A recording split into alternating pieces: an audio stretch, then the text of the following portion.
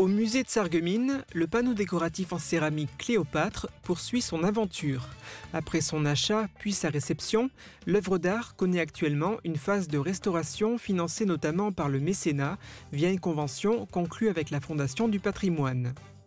Pour redonner son éclat au panneau, on retrouve un trio de conservateurs-restaurateurs qui s'occupent depuis près de 20 ans des collections muséales de Sarreguemines.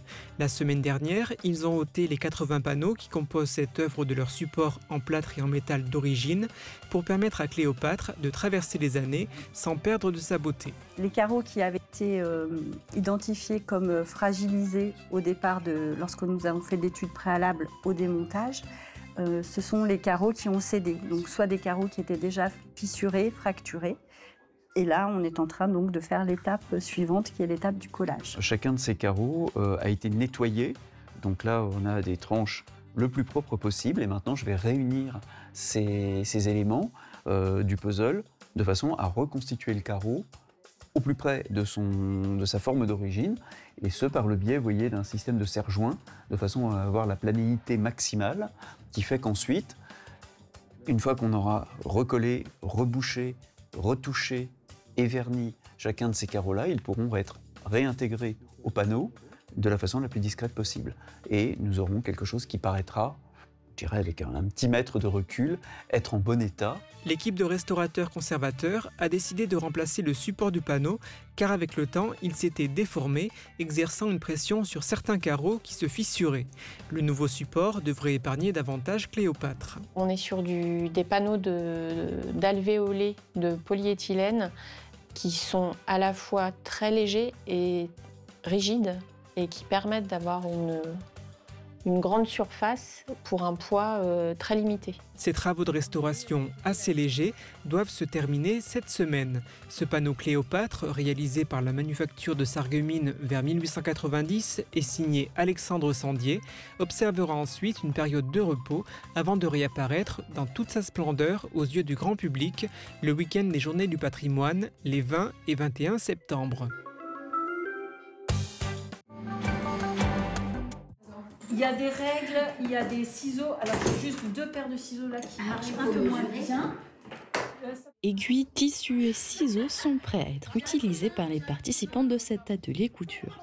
Catherine Heinrich organise plusieurs ateliers textiles à la japonaise en juillet à la Microfolie de Beach. Ici, c'est la technique du boro qu'elle a souhaité faire découvrir. Le boro, à la base, c'était une technique juste de réparation sur des kimonos de travail. Et on utilisait un peu tout et n'importe quoi pour renforcer, rapiécer, enfin bref. Et ils ont mis des couches et des couches et des couches et des couches sur des générations. Et bon, aujourd'hui, c'est des pièces de musée, hein, parce que, je veux dire, il y en a qui ont été rapiécées sur 3 siècles. C'est la toute première fois qu'elle organise ce type d'atelier en petits groupes et pour les adultes. Enfin, j'ai l'impression que ça matche bien. Je ne pensais pas que ça puisse intéresser autant et que j'arrive à transmettre un peu, parce que l'objectif, c'était de transmettre mon savoir-faire. Et puis, cette idée on peut récupérer beaucoup de choses, ne pas jeter pour réparer. Et visiblement, elles sont intéressées, elles essayent, parce que c'est ça. Et puis, elles ont vraiment compris que le but du jeu, c'est aussi de s'éclater un peu et de laisser libre cours à sa créativité, à ses envies.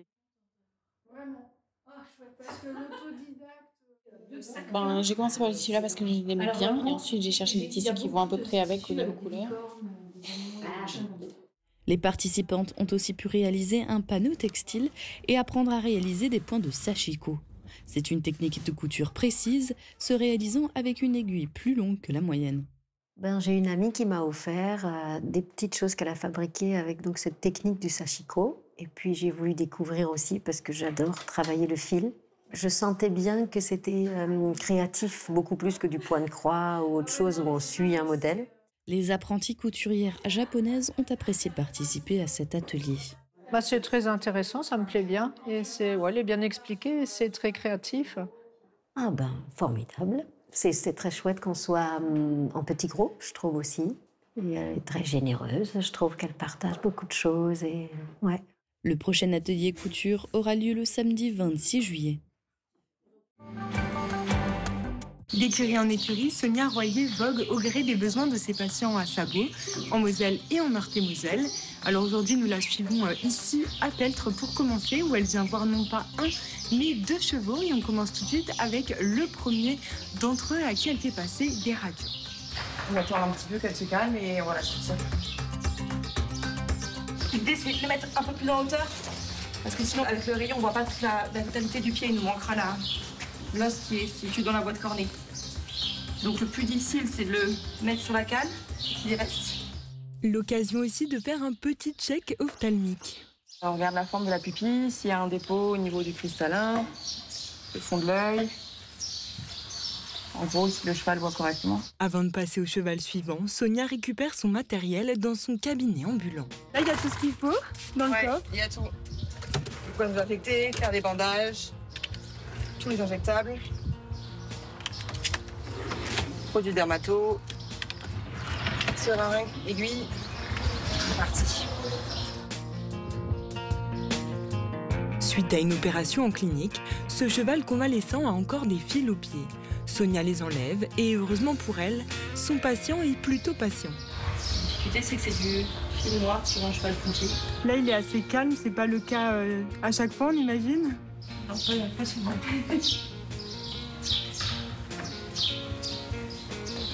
Surtout quand on va se mettre comme ça entre les jambes, oui, bouge pas trop.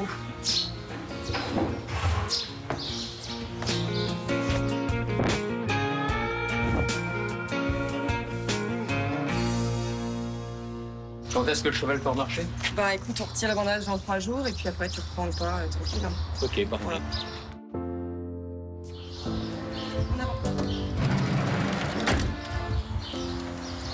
Une trentaine de kilomètres plus loin, nous voilà dans une autre écurie où Sonia s'apprête à réaliser une mésothérapie pour soulager les douleurs. Regarde-moi le dos. Et comme en clinique, l'hygiène est de rigueur pour prodiguer l'ensemble des soins. C'est bétadine avec un rinçage, 3 rinçages à l'eau et après le dernier rinçage à l'alcool.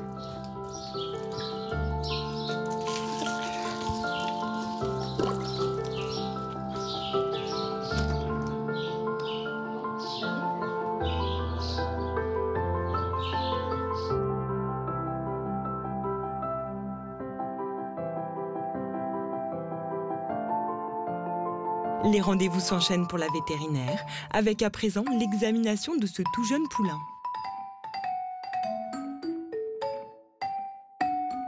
C'est la première fois qu'il voit le docteur alors, Sonia? Celui-là, oui, pour le moment. C'est mieux pour le propriétaire aussi, hein, que je n'aime pas trop souvent. Tu regardes quoi? S'il a des épis sur la tête, et il y en a entre les 2 yeux, et ici au niveau de la trachée. En fait, sur le signalement, on reporte les épis et les balsanes. Les balsanes, c'est les traces blanches en bas des pattes. Et après, c'est la fiche qu'il suivra toute sa vie alors? Tout à fait, qui apparaît dans le carnet de santé.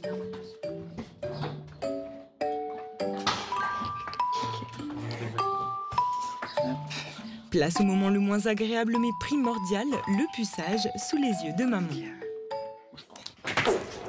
C'est fait.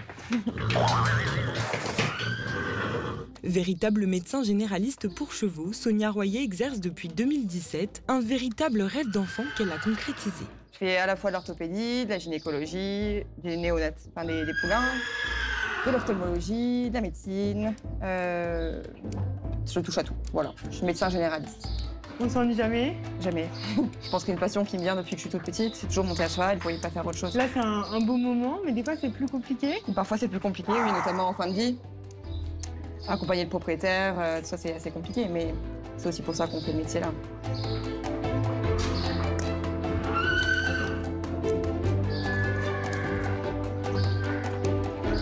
Sonia est à son compte depuis janvier 2023 et elle s'est occupée de pas moins de 1500 chevaux et poneys depuis cette date. Aujourd'hui, pour répondre à la demande grandissante des sollicitations qu'elle reçoit, eh bien, elle vient tout juste d'employer une salariée, elle aussi vétérinaire, qui l'aidera désormais dans sa tournée. Qu'il vente, pleuve, fasse froid ou chaud, une maison isolée par Moder Habitat reste agréable et saine au fil des saisons. Radio Studio 1, 105.8, la radio qui pulse entre Beach et Sarreguemines. De la pop, du rock, des années 80 et une équipe qui vit la musique à fond. Radio Studio 1. Super U Rohrbach vous accompagne au quotidien et par tous les temps. Un déménagement en vue, louez nos véhicules jusqu'à 20 mètres cubes. Et pour un coup d'éclat sans orage, direction la station de lavage. La météo avec U, commerçant autrement. Bonjour tout le monde, le temps ne va pas s'améliorer en cette fin de semaine. On retrouvera pour demain un ciel très couvert et des averses parfois orageuses attendues notamment dans l'après-midi. Côté température, les minimales iront de 14 à 16 degrés et les maximales de 22 à 23 degrés. Demain nous fêtons les Jacques et il fera jour de 5h53 à 21h22. Passez tous encore une belle journée et à demain.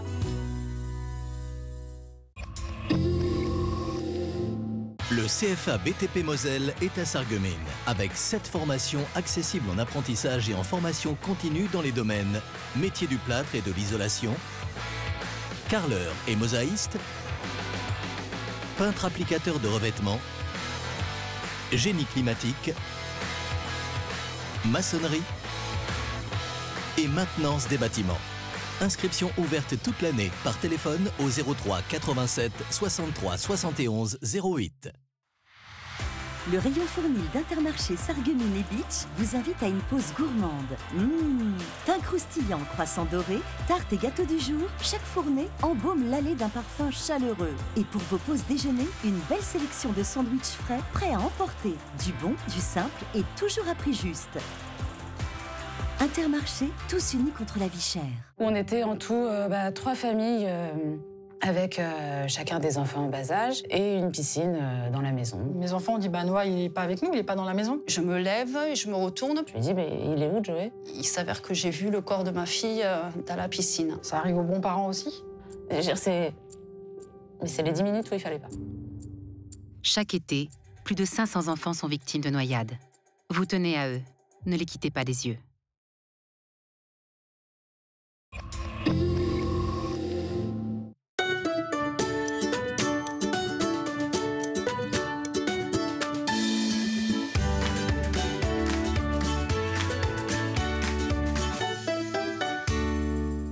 Bonjour à toutes et à tous, je suis ravie de vous retrouver pour cette nouvelle aventure en immersion.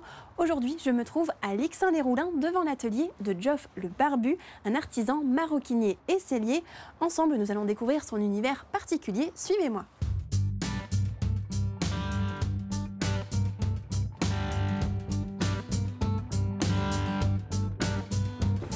Bonjour Geoff. Bonjour. Merci beaucoup de m'accueillir dans ton atelier aujourd'hui. Mais je t'en prie. Je vois qu'il y a vraiment plein de choses ici, donc j'ai hâte de savoir un petit peu ton quotidien, comment tu travailles, etc.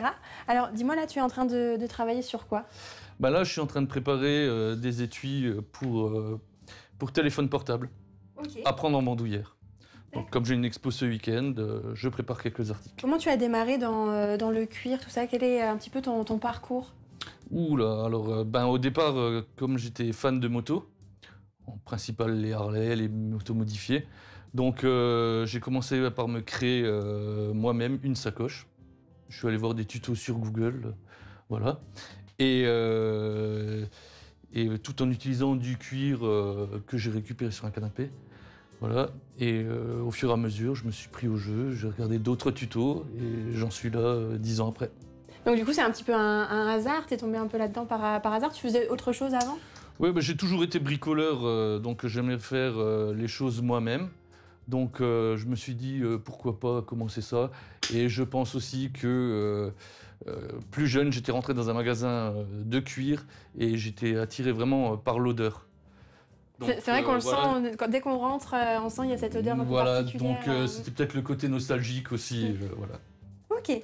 Et du coup, là, on peut te voir un petit peu à l'œuvre. Comment tu procèdes Comment je procède? Déjà, au départ, je me crée moi-même mes patrons, mes propres patrons, que je dessine. Ok. En fait, tout part d'un dessin. Je fais un croquis, après je fais moi-même mes patrons. Un prototype. Dès que le prototype me plaît et il est terminé, là, j'enchaîne sur des mini-productions, on va dire, d'aller... En général, je fais 4-5 articles, pas beaucoup plus. Okay. Une fois qu'ils sont vendus, j'en reproduis de nouveau, mais bon, je fais pas de la grosse chaîne. Oui. D'accord. Et du coup, là, tu as déjà les les patrons. Donc voilà, là, une fois que j'avais mon patron, j'ai choisi mon cuir.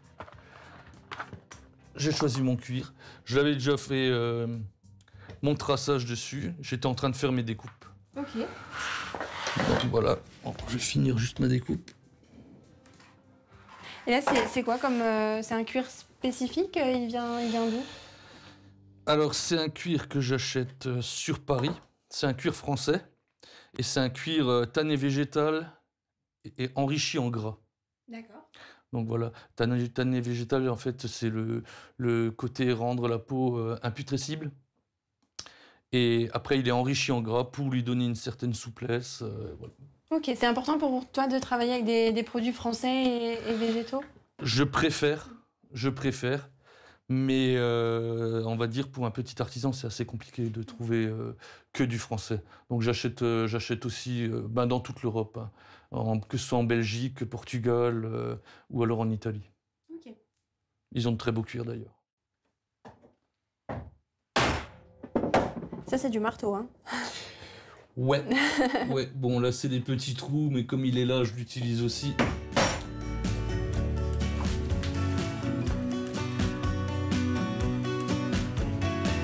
Et tu as suivi une formation particulière pour apprendre toutes ces techniques? Non. Non, pas du tout. Je suis autodidacte. Ok. C'était plus par passion que je me suis intéressé à ça. Et on trouve de toute façon, on trouve tout sur Internet de nos jours. Bon, je ne dis pas que ça aide pas les formations. C'est vrai que ce serait intéressant aussi, oui. Donc là, c'est du pré-perçage, c'est ça? Oui. Là, c'est pour faire une couture à la main au point sellier. Ça veut dire quoi, au point sellier? C'est une façon de coudre à la main. D'accord. Voilà. C'est une technique.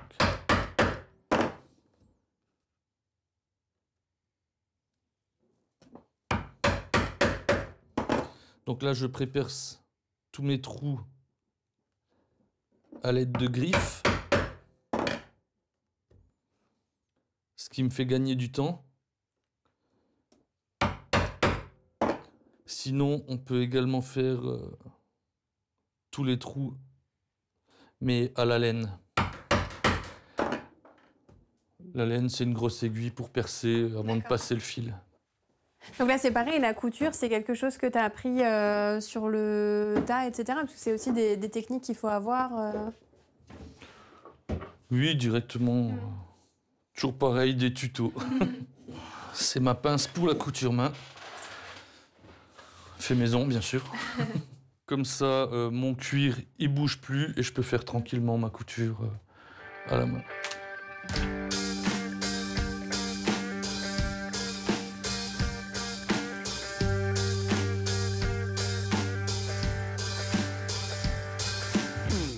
Et voilà, donc première couture terminée. Ok. Et du coup, tu travailles souvent enfin, tu fais souvent la couture à la main Tout dépend. Tout dépend. Pour moi, c'est la plus belle des coutures. Voilà. La plus résistante aussi.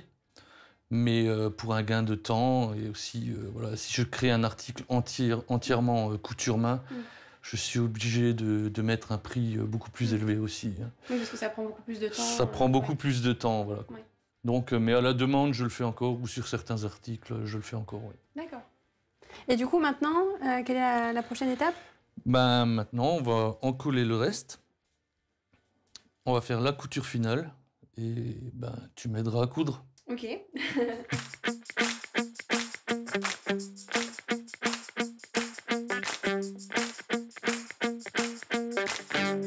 Là, j'ai tout encollé. La pièce est quasiment terminée. Il manque juste la couture. Okay. Donc, je vais commencer ma couture au point sellier. Et tu prendras le relais. Ok, bah, je vais essayer. Bah oui. Bon, ça, tu n'auras pas besoin de le faire, en fait. C'est mon départ. C'est le départ de la couture. Donc moi... Pour bien accrocher... Voilà, je vais la doubler. Je vais la doubler. Donc voilà. Mes 2 points de départ sont faits. Ok. Donc maintenant, je commence la couture en entier. Donc là, c'est déjà pré-percé. Sinon, on prend une alène. Voilà. Comme c'est déjà pré-percé, je passe mon aiguille gauche. Je récupère mon aiguille en croix. Je tiens mon fil. Je passe l'autre aiguille. Je passe mon fil au-dessus. Okay. Et voilà. Point sellier droit. Ce qui va me faire une couture un peu inclinée sur tout le long. D'accord. Première aiguille. Je fais ma croix par derrière. Je sors. Je passe. Il y a un peu d'entraînement derrière. Oui, bah oui. Je pense pas être aussi à l'aise le premier coup. Hein. Je mets en croix. Voilà, super. Donc là, je sors. Tu tires. Et comme ça. Tu tires, voilà. Tu peux tirer un petit peu sur le fil si tu arrives à pousser un peu le fil comme ça. Parce qu'il ne faut pas le percer en fait, le fil. Ok. Là, je passe voilà. Comme ça. Et là, je tire. Tu tires. Là, tu tires par le haut et là, tu tires par le bas. Voilà. Ok. On serre un peu. Et au suivant. Et là, c'est entre guillemets un petit article, mais ça te prend combien de temps pour réaliser une pochette comme celle-ci? Pour la pochette en entier? Ouais. Avec la couture, je dois en avoir pour, je sais pas, je dirais 1 heure. Ok. En me dépêchant. Tu as beaucoup de commandes, justement C'est bien serré, oui. De gens qui te font des demandes particulières Oui, oui, oui. Principalement, c'est principalement ce que je fais. Après, je prépare beaucoup d'articles de stock pour quand je fais des expos, que les gens ils voient exactement ce que je suis capable de faire. T'en fais beaucoup des expos ou des marchés, des choses comme ça Ben, ça dépend des périodes, mais c'est vrai que pendant la période estivale, il y a tous les rassemblements moto, et là je fais principalement ça. Okay. Et après, j'essaye 1 par mois encore pendant l'hiver, pendant l'automne, pour préparer Noël. Et ça fonctionne bien et ça t'apporte de la visibilité Ah oui, oui, de toute façon, ça, il n'y a pas le choix. Hein. À partir du moment où on n'a pas de boutique, on a l'atelier à la maison, il faut se montrer aux gens, il faut se faire connaître.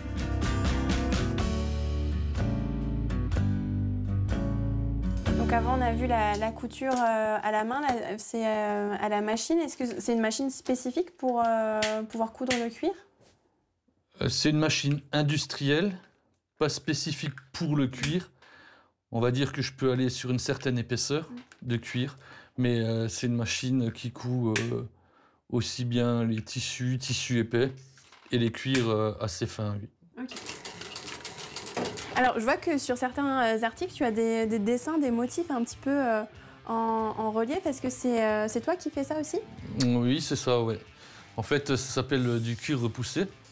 Et là, je crée moi-même mes dessins et je les sculpte. On peut dire sculpter, mais c'est du repoussage, ça s'appelle, directement sur le cuir. Bah, d'ailleurs, je vais pouvoir te montrer. Ouais, ça marche, bon, on s'installe.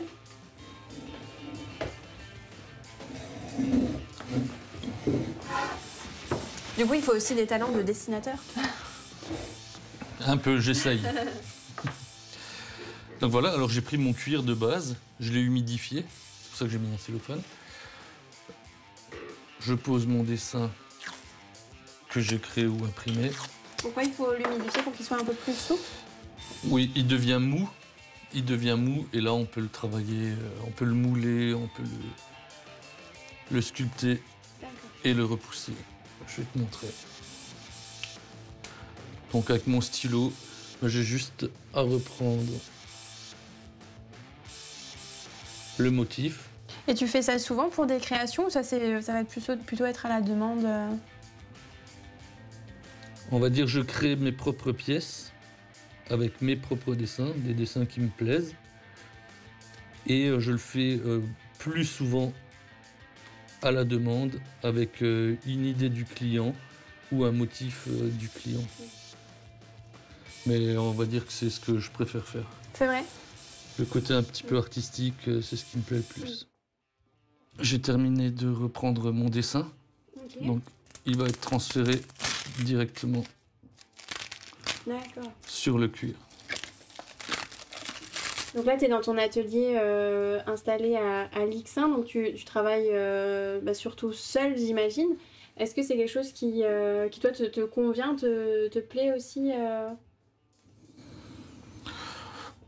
Oui et non. En fait, ça a ses avantages, ça a ses désavantages. Après, il est vrai que d'avoir des collègues, de pouvoir discuter et tout, c'est bien agréable. Mais bon, je suis assez solitaire aussi, donc on va dire que ça me convient, mais il faut quand même que je sorte de temps en temps voir du monde. Ouais. Bah, c'est pour ça que tu as des stands aussi en extérieur. Oui, voilà. J'ai quand même mes stands qui me font bouger, on va dire tout l'été. C'est assez complet, j'ai beaucoup de sorties. Ouais. Et il y a du monde qui vient dans ton atelier justement pour te rencontrer, voir un petit peu ce que tu as Oui. Ben donc, je prends sur rendez-vous. Donc, toutes les personnes qui veulent passer sont les bienvenues. Et aussi, au mois de décembre, je crée des portes ouvertes avec un petit vin chaud, découverte de l'atelier et des articles. Ok.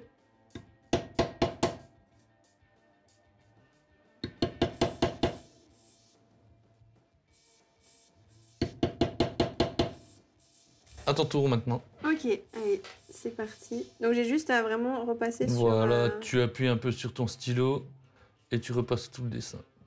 Pour bien le faire ressortir, il faut prendre le couteau à ouvrir. Je ne sais pas si tu as vu comment je le tenais avant. Non. Alors en fait, ça c'est l'endroit où on pose l'index et ça sert à appuyer, histoire d'enfoncer un peu la lame. Ok, c'était plus facile de décalquer. À peu près. Voilà. T'as un beau rond pour faire le centre. Ok. Je te laisse faire. T'as un maillet. Attends, je sais pas si je fais peut-être comme ça. Donc je mets juste comme ça. Voilà. Et j'appuie dessus. Et tu tapes. Une fois. Enfin. Essaye. Faut pas traverser. Ok. Voilà. T'es déjà très très très profond. Hein. Mais j'ai pas traversé.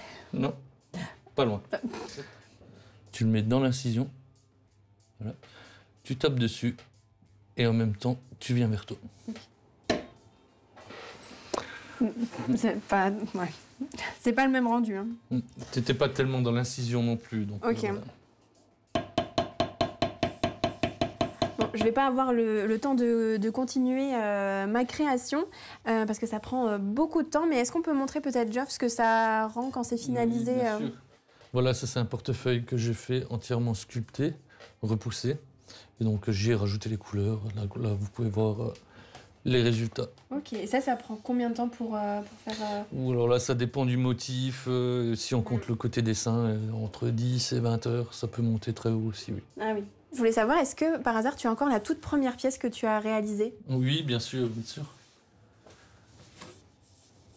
Donc voilà, c'était une sacoche que j'ai fait avec des restes de vieux canapés. Ok. Et c'était il y a une dizaine d'années. Bah, c'était déjà un projet super ambitieux pour démarrer. Oui, merci. Ok. Et aujourd'hui, maintenant, 10 ans après, qu'est-ce qui t'anime encore dans ton quotidien? Qu'est-ce qui te plaît dans cette activité? C'est surtout le côté créatif. Et aussi, pas oublier le côté liberté. Voilà. Écoute, merci beaucoup en tout cas de nous avoir accueillis aujourd'hui pour découvrir un petit peu ton univers. Et, je t'en prie.